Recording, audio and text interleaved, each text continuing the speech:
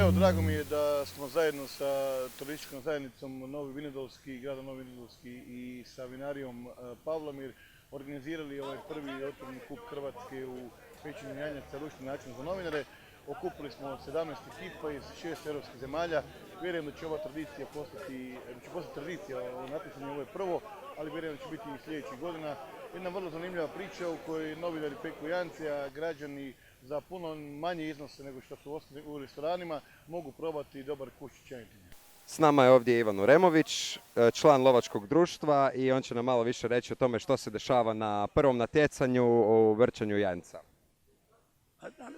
Danas je taj dan određen da dođu novinari iz čitave bivše Jugoslavije i došli su.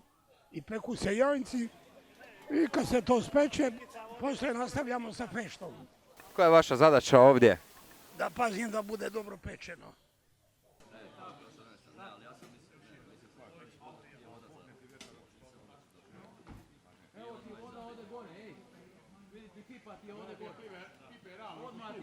Evo, pozdrav svim čitateljima portala Riječanin i svim Riječanima. Tu je naš janjac, kao što vidite, Riječanin Rijeka. Naš portal prihvatio poziv organizatora da sudjeluje na prvom kupu Hrvatske u pečenju janjaca ručnim načinom. Iako je ovo jako teško i mukotrpno, prihvatili smo poziv kako bi branili boje naše županije i evo dajemo sve od sebe, nije lako, sunce prži, žar prži. Nemamo baš puno ni za piti, ali evo trudimo se da što uspješnije obranimo boje naše županije. Još jedan pozdrav kolegama i svim čitateljima portala Riječanin.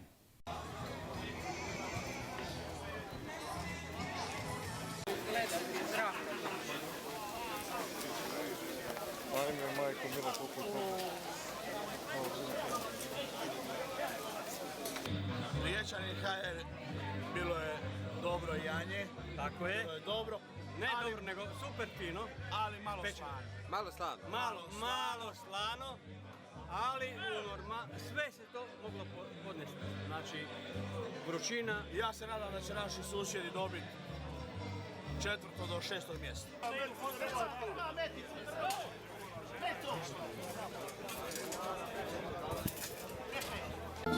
Pisme će ti pivati slavuji, svirat će ti moje mandoline,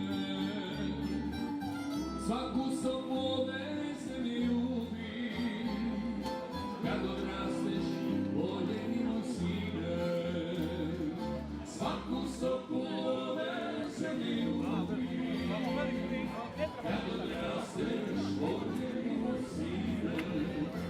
Još se sjećam onih riječi, što mi uvijek priča čača.